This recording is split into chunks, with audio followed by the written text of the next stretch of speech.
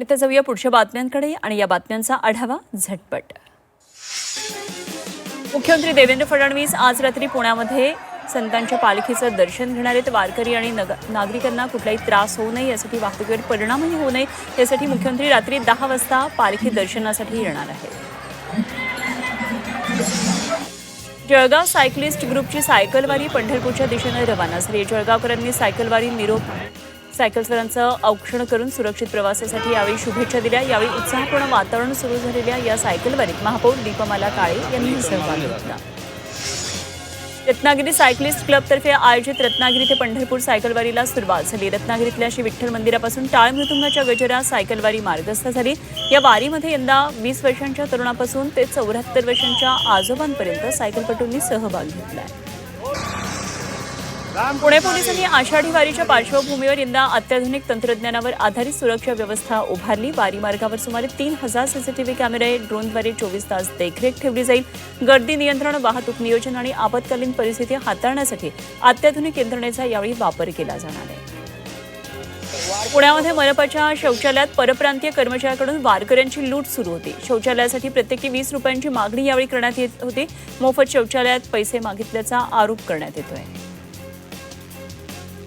केंद्र सरकारनं वस्तू आणि सेवा कराचा दर हा 12% 18% केल्यानं मिठी नदी प्रदूषणमुक्त प्रकल्पाच्या खर्चामध्ये आता 21.3 कोटीची वाढ करण्याचा प्रस्ताव स्थायी समितीसमोर आलाय।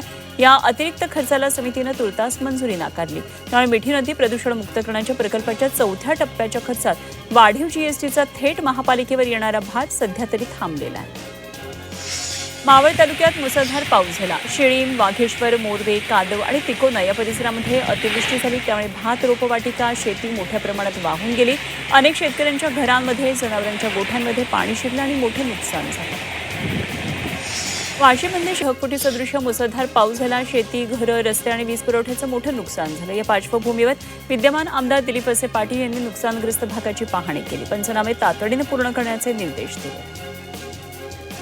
आंबेगाव तालुक्यामध्ये झालेल्या मुसळधार अतिवृष्टीमुळे पिंपळगाव घोडे इथं शेतीचं मोठं नुकसान झालं। ढगफुटी सदृश पावसानं नदी नाल्यांना मोठा पूर आला। पाणी थेट घरात शिरलं।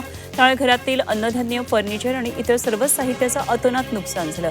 दरम्यान प्रशासनानं आर्थिक मदत करावी अशी मागणी केली।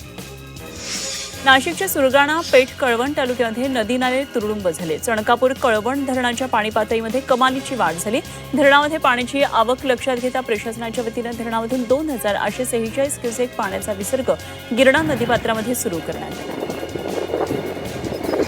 पंढरपूरमधल्या बहुचर्चित कॉरिडॉर प्रकल्पाचं सादरीकरण प्रशासनाच्या वतीनं नगरपालिका पदाधिकारी, बाधित नागरिकांच्या समोर करण्यात आलं।